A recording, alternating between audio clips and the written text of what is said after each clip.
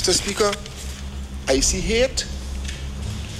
Mr. Speaker, I see bitterness. Mr. Speaker, I see acrimony. Mr. Speaker, I see animosity.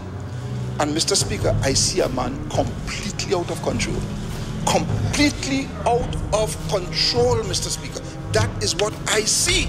And that problem is not a new problem to me, you know. I was aware of the tendency for the Honourable to go out of control since 1987.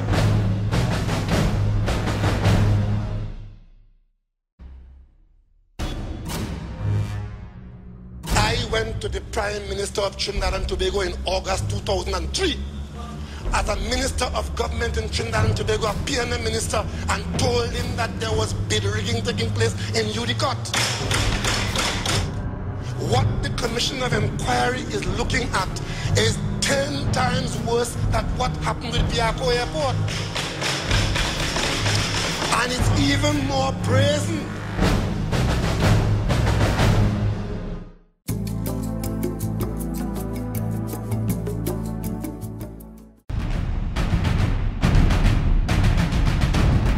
There was no visible interaction between Dr. Keith Rowley and Patrick Manning on Tuesday night, as both men appeared on the same platform in Digger Martin. And when he was announced as the next speaker, there was no mistaking the support for a man who was fired from the cabinet after raising concerns about Udicott.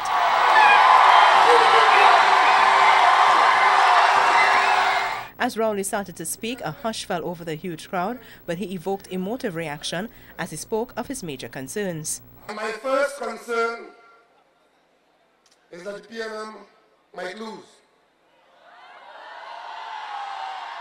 And my second concern is that the other side might win. On this night, and in the presence of the PNM leader, Prime Minister Patrick Manning, Dr. Rowley was also making another admission.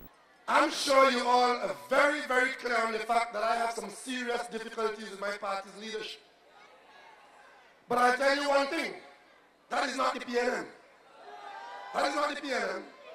The PNM is about its fundamental principles and the policies that it pursues in your interests, how it governs in your interests.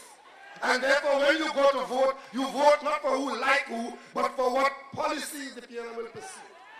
As for Housing Minister Dr. Emily Gaynor Dickford, who criticized people for hounding Calder Hard out of office, well, Dr. Rowley urged the population to stand its ground. The government of Trinidad and Tobago will always have to be aware that you protect yourself and the public interest from scoundrels who will thief your money. And when they thief your money, nobody must tell you, whether PM or otherwise, that you should apologize or you should feel ashamed for hounding anybody out of office. Because if they do that, then you hung them out of office with no apology. For CNC3, I'm Melissa Williams.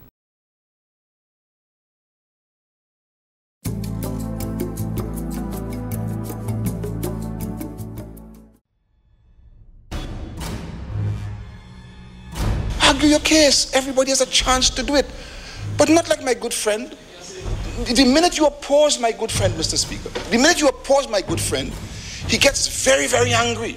And if you oppose him strongly, Mr. Speaker, he becomes a raging bull. And that is what this government is not prepared to act. That is what it was.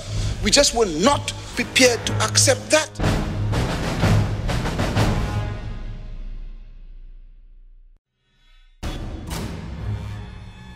If this country cannot call to order its Prime Minister and his cabinet and his political party to say we are not accepting that, then God help us.